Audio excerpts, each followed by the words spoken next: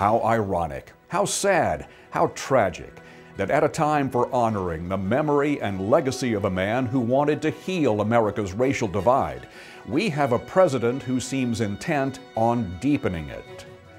Welcome to Liberty News TV. I'm Norval Rose.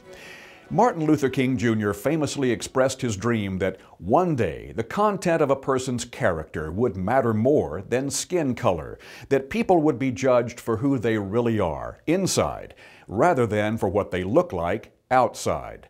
Dr. King wanted to take race off the table. Now, Barack Obama, who has no doubt benefited from King's work, now Obama seems determined to play the race card, to try to trump criticism of his presidency.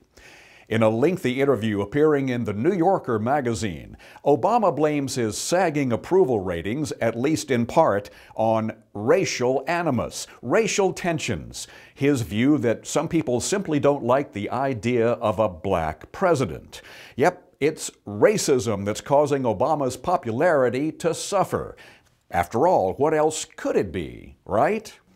No way the disaster of Obamacare could be hurting Obama's image. The blatant lies about the law, the turmoil it's causing, the loss of health insurance for so many, the concerns about online security. No way that could be to blame. It's got to be the fact that Obama is black. At least he's not white. No way the revelations about NSA spying, snooping, prying, widespread surveillance of email and phone records. No way that has anything to do with concerns about the Obama administration. And combining that with the burgeoning police state, the growing militarization of America, no way that could have anything to do with the poopy polling for Obama. It's got to be a racial thing.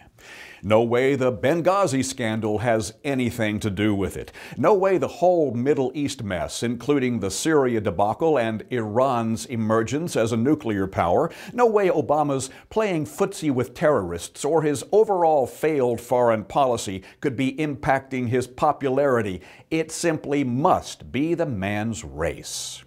No way the Internal Revenue Service's campaign of intimidation and suppression of Tea Party and other conservative groups carries any weight here.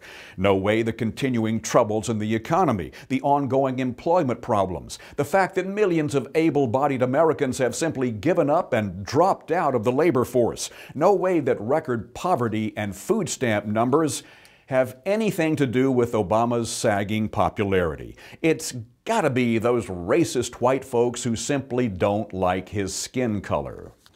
And Obama's constant assaults on our liberty, our freedoms, his attacks on the Second Amendment, his power grabs, his continuing threats to issue more executive orders, thus effectively nullifying congressional power. All that can't have anything to do with why so many people dislike and distrust this president.